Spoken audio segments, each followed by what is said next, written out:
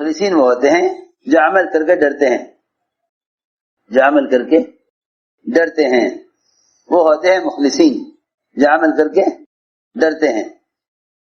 جو میں نے عرض کیا، ایک ہے اخلاص کہ اللہ کے لیے کرنا، ایک ہے استخلاص کہ اس کام کو کرنے میں، کہ اس کام کے کرنے میں اپنے آپ کو کام کا بنا کر چلو۔ سنو غور سے، ایک ہے اخلاص اللہ کے لیے کرنا، ایک ہے استخلاص کہ اس کام کے ہو کر رہنا۔ سنو غور سے، نکلنے کے زمانے میں دنیا کا ارادہ کرنا، ہر سمجھتے تھے کہ ہجرت، اللہ کے راستے کی نقل و حرکت، یہ اتنا نازک اور اتنا اونچا کام ہے کہ اگر اس کے ساتھ کسی اور چیز کو شامل کر لیا، اگر اس کے ساتھ کسی اور چیز کو شامل کر لیا تو وہ چیز مل جائے گی لیکن ہدایت نہ ملے گی۔ سنو غور سے، جا کر سننا بات، بہت غور سے سننا بات۔ میں کچھ کہنا چاہتا ہوں کہ اگر اللہ کے راستے میں نکلنے کے زمانے میں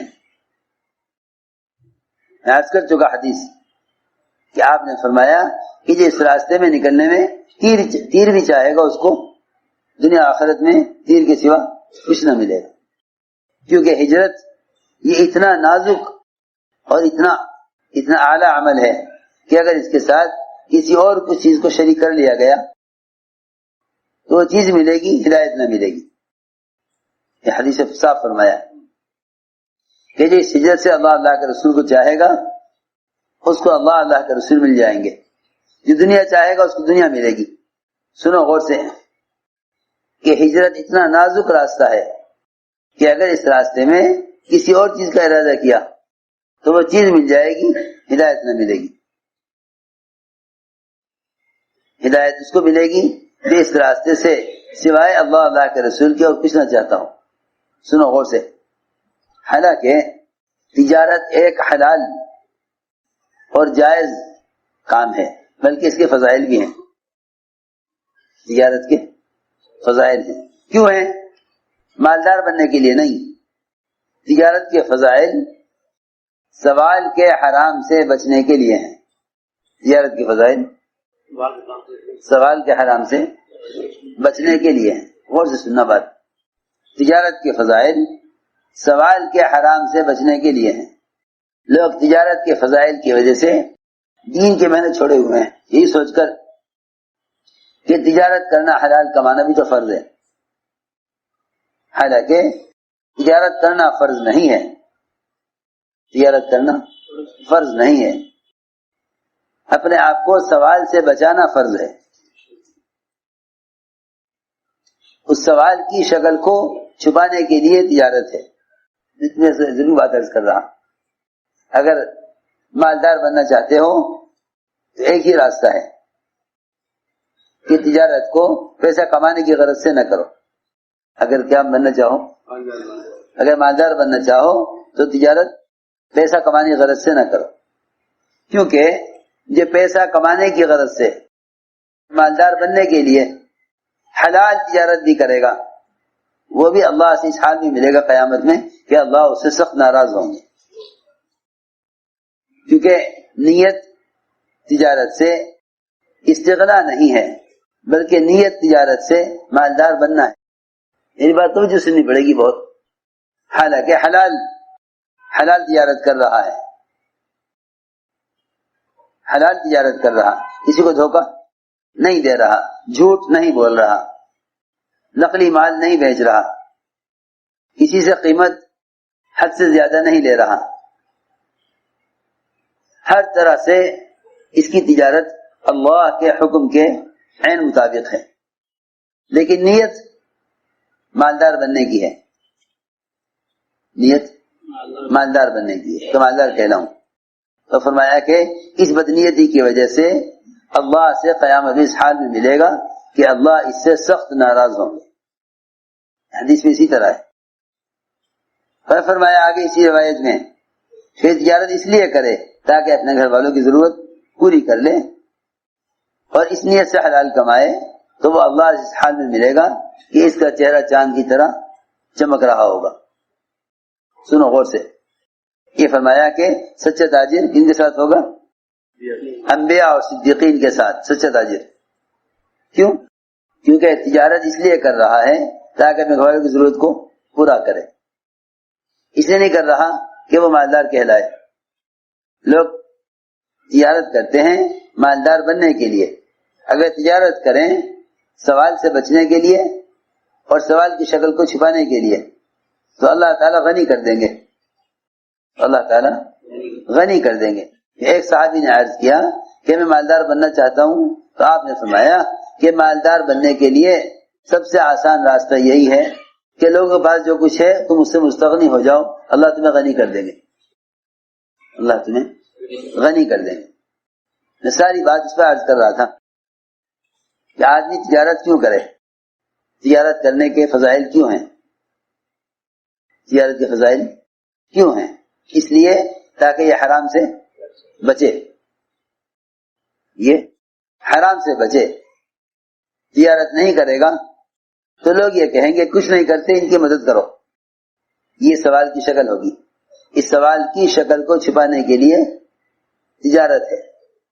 جب تو سوال سے بچنے کی تجارت کرے گا تو اللہ تجھے سوال سے بچنے کی وجہ سے غنی کریں گے.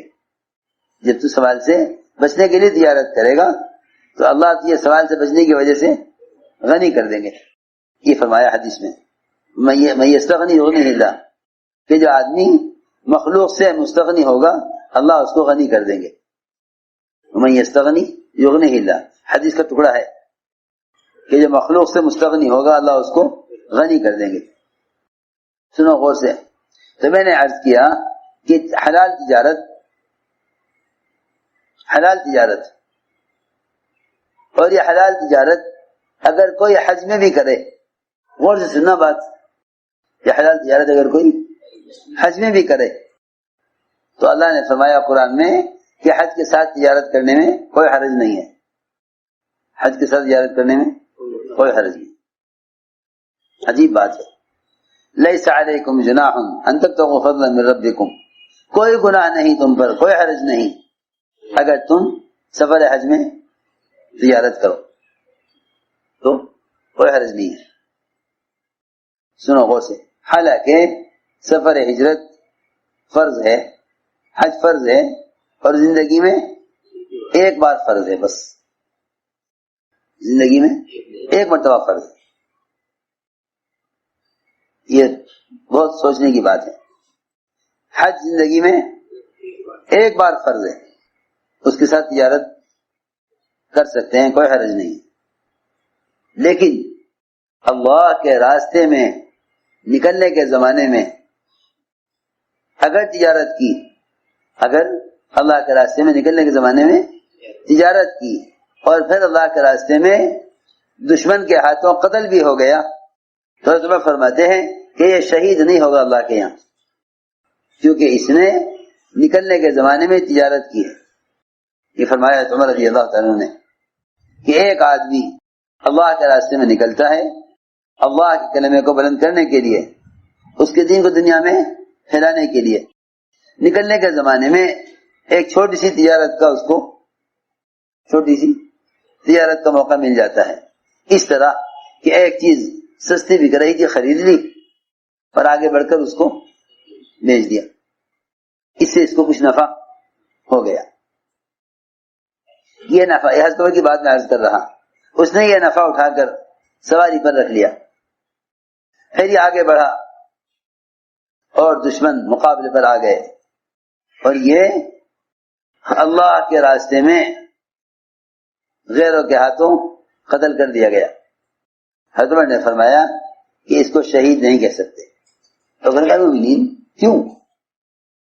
اللہ کے راستے میں نکلا اللہ کے کلمے کو بلند کرنے کے لیے, اس کے دین کو دنیا پھیلانے کے لیے, اور پھر شہید کر دیا گیا. حضرت نے فرمایا کہ تمہیں معلوم نہیں, اس نے اللہ کے راستے میں نکلنے کے زمانے میں ایک تجارت کی ہے اور وہ تجارتی مال اس کی سواری پر رکھا ہوا ہے, وہ کمایا ہوا نفع اس کی سواری پر رکھا ہوا ہے. یہ اللہ کے راستے میں قتل ہوا ہے، شہید نہیں ہوا۔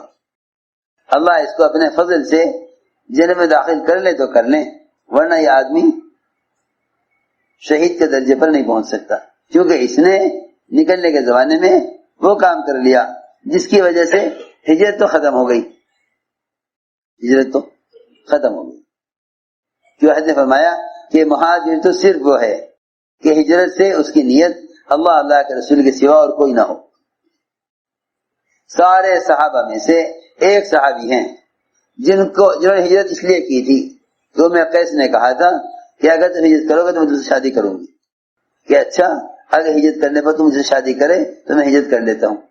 سارے صحابہ کے درمیان یہ ایک مہاجر ہیں جن کے ساتھ ام قیس کی نسبت لگتی ہے۔